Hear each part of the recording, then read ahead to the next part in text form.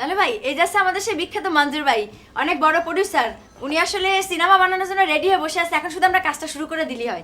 আর মঞ্জুর ভাই উনি আসছে আমাদের জুলফিকার লালু ভাই, উনি অনেক বড় ডিরেক্টর একজন, উনি অনেক ভালো কাজ করেছে, আমরা একসাথে কাজ করেছি। এখন আমরা ফিল্মটা নিয়ে সিনেমাটা নিয়ে শুরু করলি হয় কথাবার্তা আর কি। সেরকম কিছু না, ওই বাড়িয়ে বলছে খুব পছন্দ করে তোমাকে তাই।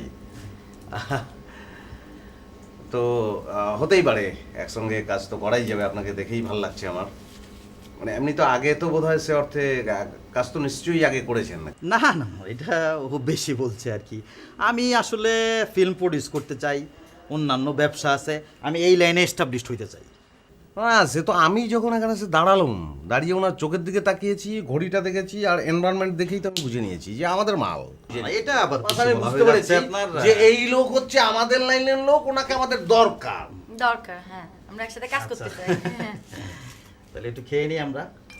খান তো? হ্যাঁ, না, আমি সে অর্থে খাই না। আপনি যখন বলছেন আপনার সম্মানে খাচ্ছি, আর হুইস্কি বলে কথা, এটা শের আছে কিন্তু যে কোন রহেগা, হ্যাঁ, रहेगी किसकी, रहेंगा हम, रहेगी विस्की। তুমি থাক, তোমার খাওয়া দরকার নেই। চিয়ার্স। হ্যাঁ, cheers। চিয়ার্স। আচ্ছা, একটু আমার একটু জল লাগবে।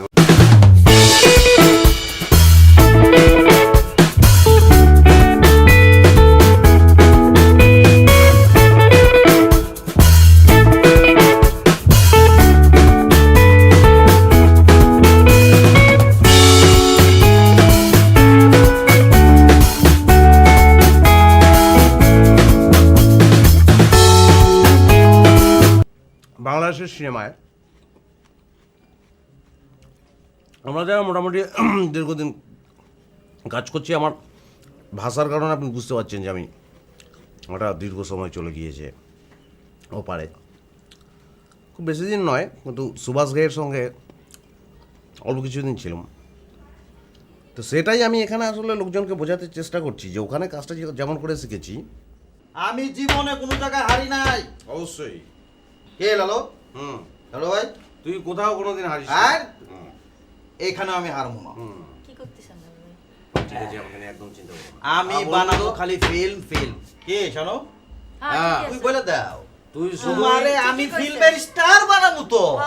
হ্যাঁ, ঠিক তুই আছে, হয়। শুধুই সিনেমা বানাবি, হ্যাঁ, এবং সব সিনেমায় তোর সাউন্ড হচ্ছে পার্মানেন্ট আর্টিস্ট। Yes. ও থাকবেই। আমি শানুকে কিন্তু স্টার বানাবো, হ্যাঁ, এটা বলে দিই। অবশ্যই। আর এমনিতে কি ওই সানুর হলেই তো চলবে নাকি আরো? না না না, আমার আরো 3টা নায়িকা লাগবে।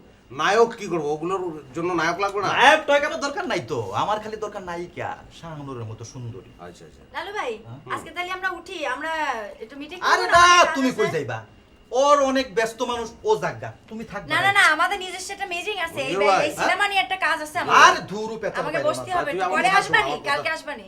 বাবা, আমার কথা শোন। ব্যাপার হচ্ছে যে ব্যাপারটা আমি তো বুঝতে পারছি, সব আয়োজন মিলে তুই যেটা চাচ্ছিস সেটা তো বোঝা হয়ে গেছে আমার।